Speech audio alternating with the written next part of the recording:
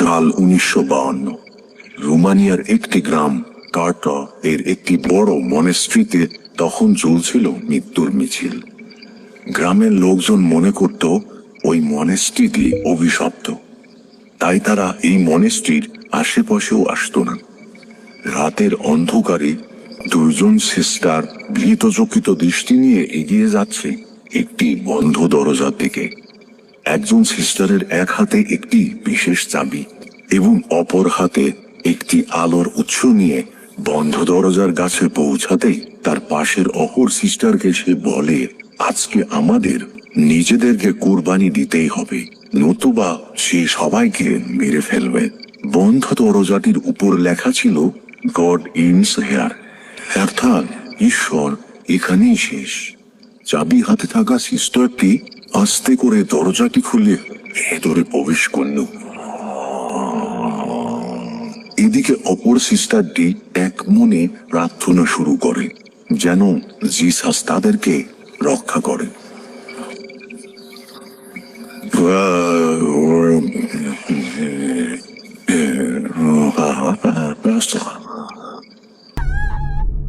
তুমি জানো তোমাকে কি করতে হবে।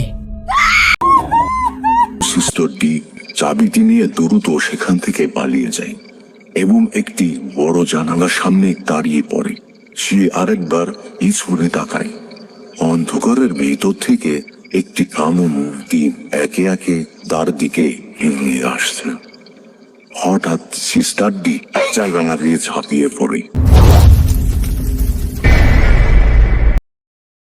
পরের দিন সকালে একজন চাষি মনেস্ট্রির প্রধান দরজার সামনে একজন নানের ঝুলন্ত লাশ দেখে ভয়ে সেখান থেকে পালিয়ে যায়। এদিকে ভ্যাটিকান সিটির প্রধান ধর্মযাজক বিশপ খুবই চিন্তিত সেন্ট কার্টা মনেস্ট্রির একজন নানের আত্মহত্যার ঘটনা নিয়ে। তিনি অ্যান্থনি বাক নামের একজন প্রিস্টকে এই ঘটনার তদন্তে নিয়োজিত করেন। তিনি আরো একজন নানকে তার সাথে নিয়ে যাওয়ার আদেশ করেন। তার নাম হলো আইরিন। সিস্টার আইরিনের বিশেষ কিছু ক্ষমতা ছিল, যার মধ্যে প্রধান হলো তার ইন্দ্রিয়গুলি ছিল খুবই সক্রিয়, যাতে করে সে তার আশেপাশে ঘটা নানা প্রকার অশুভ ঘটনার আভাস পেত এবং ভবিষ্যতে ঘটা কিছু ঘটনা সে আগে থেকেই জানতে পারত। এমনকি সে প্রায়ই আত্মাদের দেখতে পেত। প্রিস্ট অ্যান্থনি বাক এবং সিস্টার আইরিন পৌঁছে যায় সেন্ট কার্টার সেই মনেস্ট্রিতে। তারা ভেতরে প্রবেশ করে এবং আশেপাশে কিছু সত্যের অনুভব করে। ততক্ষণে আশেপাশে সন্ধ্যা হয়ে যায়। এই মনেস্ট্রির সকল নানের তখন প্রার্থনার সময় হয়ে যায়। তাই তখন প্রিস্ট অ্যান্থনি বাক এবং সিস্টার আইরিন সেখান থেকে বেরিয়ে আসে এবং পাশের একটি অতিথি আশ্রমে অবস্থান নেয়।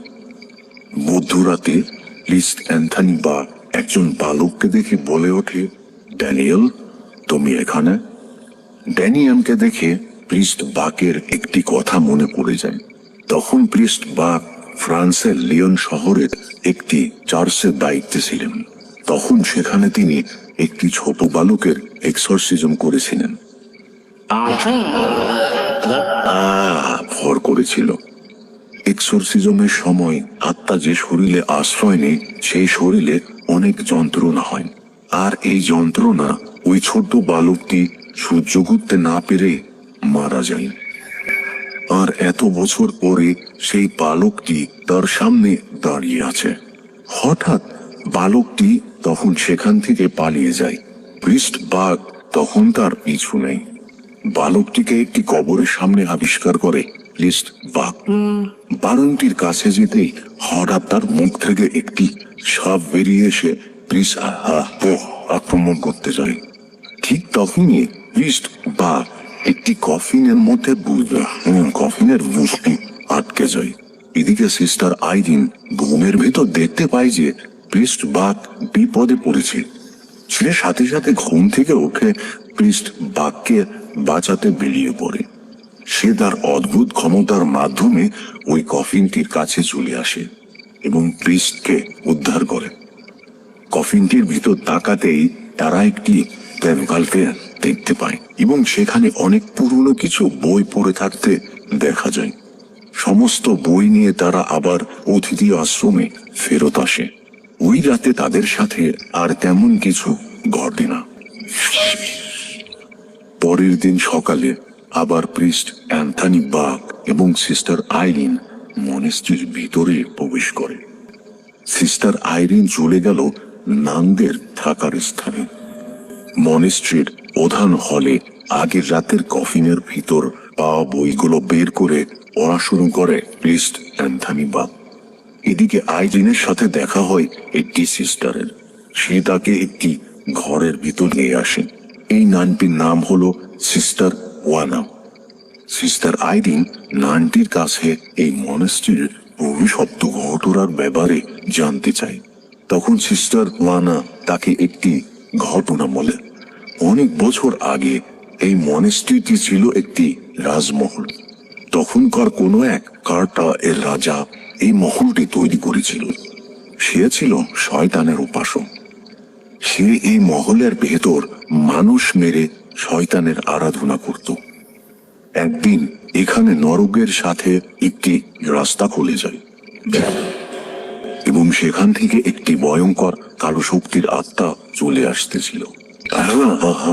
তার সৈন্যরা এসে ওই রাজাকে হত্যা করে এবং জিসাস ক্রাইস্টের রক্ত দিয়ে ওই আত্মাটিকে ওইখানে আটকিয়ে দিয়ে রাস্তাটি বন্ধ করে দেওয়া হয়। কিন্তু বিশ্বযুদ্ধের গোলা তাণ্ডবে এই মনেস্ট্রিটি কেঁপে ওঠে এবং বিভিন্ন জায়গা ভেঙে যায়। আর সেই সাথে ওই রাস্তাটিও আবার খুলে যায় এবং আত্মাটি মুক্তি পেয়ে যায়। এদিকে প্রিস্ট অ্যান্থনি বাক বইগুলো পড়ে জানতে পারে যে ওই কালো শক্তির আত্মাটি হলো ভ্যালিক, হিংস্র সাপের শক্তি সমৃদ্ধ। সে যে কারো রূপ ধারণ করতে পারে এবং মানুষের ক্ষতি করে। গত রাতে সে ভ্যালিককে দেখেছিল ড্যানিয়েলের ছদ্মবেশে। সে বুঝতে পারে যে আসলে এই মনেস্ট্রিতে কেউই বেঁচে নেই, সবাইকে ভ্যালিক মেরে ফেলেছে। এখন সে আইরিনকে খোঁজাখুঁজি শুরু করে এবং একটি ঘরের ভিতর আইরিনকে পেয়ে যায় এবং তাকে নিয়ে আসে প্রধান হলের সামনে। সেখানে তারা একটি নানকে পড়ে থাকতে দেখে বেশ ঘাবড়ে যায়। আইরিন নানটির কাছে যেয়ে চমকিয়ে ওঠে। এটি সিস্টার ওয়ানা এবং সে মৃত। তখন আইরিন বুঝতে পারে এত সময় সে যার সাথে কথা বলছিল সে আসলে একটি আত্মা ছিল। হঠাৎ মৃত নানটি আইরিনের সাথে সাথে প্রিস্ট অ্যান্থনি বাক ওই নানটির কপালে ওয়াস চেপে ধরে এবং মন্ত্র পড়তে থাকে। দপ করে নানটির গায়ে আগুন লেগে যায় এবং সে সেখানে অদৃশ্য হয়ে। সিস্টার আইরিন তার ইন্দ্রিয়ের শক্তিতে ওই চাবিটি খুঁজে পায়, যার মাধ্যমে জিসাস ক্রাইস্টের রক্ত রাখা সিন্দুকটি খোলা সম্ভব হবে। তারা দুইজনই একটি গোপন ঘরে প্রবেশ করে এবং সেই সিন্দুকটি খুঁজে পায়। সিস্টার আইরিন সিন্দুকটি খোলার চেষ্টা করে, সেখানে মেলানিক এসে পৌঁছায়।